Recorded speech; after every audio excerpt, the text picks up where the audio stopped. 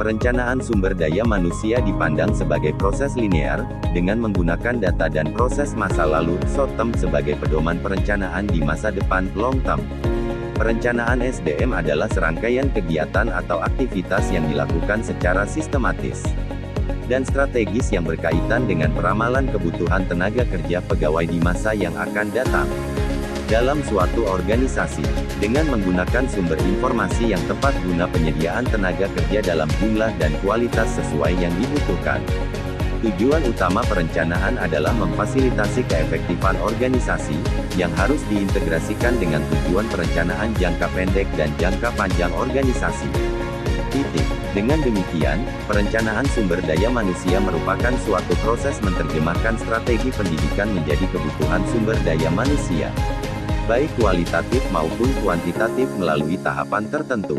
Untuk merancang dan mengembangkan perencanaan sumber daya manusia yang efektif, terdapat 3 tipe perencanaan yang saling terkait dan merupakan satu kesatuan sistem perencanaan tunggal, yaitu: pertama, strategic planning yang bertujuan untuk mempertahankan kelangsungan organisasi dalam lingkungan persaingan.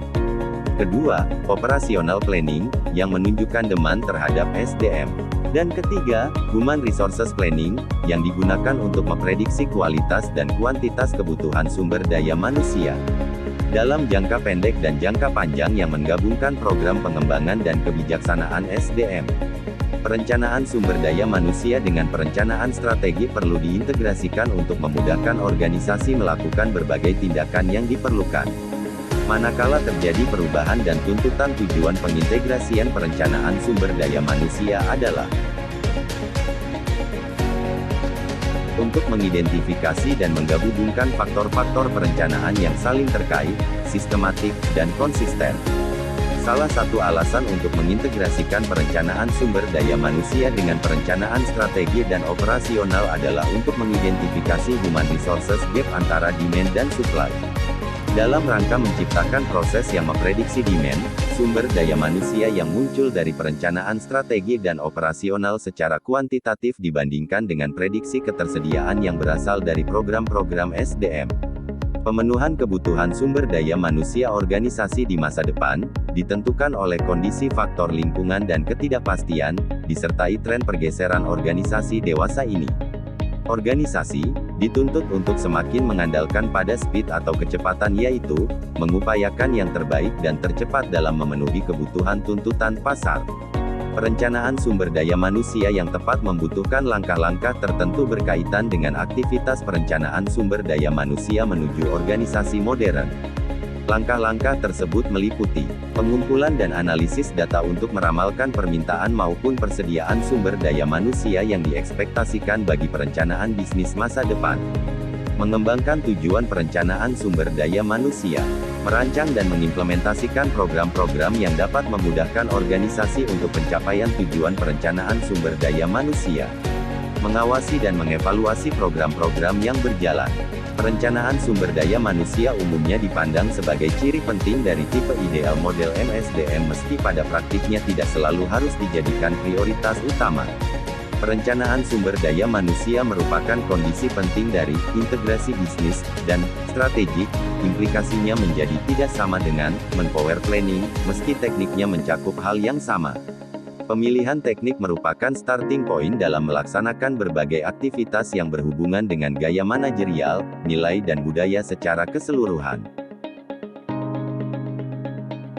Beberapa teknik perencanaan sumber daya manusia dapat diimplementasikan dalam proses rekrutmen dan perencanaan karir, yaitu rekrutmen, identifikasi kemungkinan ketidakcocokan antara supply dan demand serta penyesuaian melalui rekrutmen, sebelumnya dilihat sebagai alasan perencanaan manpower tradisional. Oleh karena itu, diperlukan pendekatan baru yang mempertimbangkan kombinasi kompetensi karyawan melalui pengetahuan, keterampilan dan sikap dan pengalaman yang dimiliki. Perencanaan MSDM dapat dijadikan petunjuk dan memberikan wawasan masa yang akan datang bagi orang-orang yang diperlukan untuk menyampaikan produk-produk inovatif atau pelayanan berkualitas yang difokuskan melalui strategi bisnis dalam proses rekrutmen.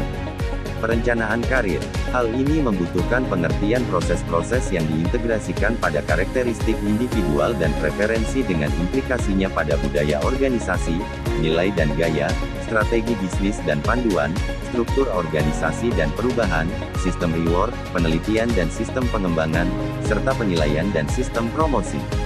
Di samping itu, perencanaan sumber daya manusia dapat digunakan sebagai indikator kesesuaian antara supply dan demand bagi sejumlah orang-orang yang ada dalam organisasi dengan keterampilan yang sesuai. Perencanaan sumber daya manusia dan berguna sebagai early warning organisasi terhadap implikasi strategi bisnis bagi pengembangan sumber daya manusia dengan melakukan audit terhadap SDM. Pengembangan SDM merupakan suatu istilah yang digunakan untuk menggambarkan suatu pendekatan bersifat terintegrasi dan holistik dalam mengubah perilaku orang-orang yang terlibat dalam suatu proses pekerjaan, dengan menggunakan serangkaian teknik dan strategi belajar yang relevan. Konsep ini mengandung makna adanya berbagai unsur kegiatan selama terjadinya proses mengubah perilaku, yaitu adanya unsur-unsur berikut ini. Pertama, unsur pendidikan, dimaksudkan untuk menentukan teknik dan strategi yang relevan untuk mengubah perilaku. Kedua, unsur belajar, dimaksudkan untuk menggambarkan proses terjadinya interaksi antara individu dengan lingkungan, termasuk dengan pendidik. Ketiga, unsur perkembangan, dimaksudkan sebagai proses gradual dalam perubahan dari suatu keadaan. Misalnya dari keadaan tidak dimilikinya kompetensi menjadi keadaan memiliki kompetensi, yang terjadi dalam jangka waktu tertentu. Perencanaan sumber daya manusia memiliki manfaat yang banyak, salah satunya ialah menetapkan posisi jabatan tenaga kerja sesuai dengan skill dan ilmu yang dimiliki pekerja tersebut. Sehingga ini merupakan faktor yang penting bagi organisasi perusahaan dalam operasional organisasi perusahaan yang dijadikan sebagai investasi organisasi perusahaan.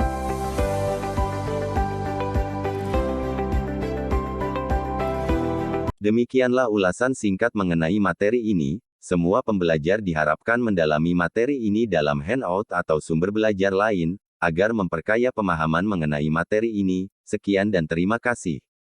Assalamualaikum warahmatullahi wabarakatuh.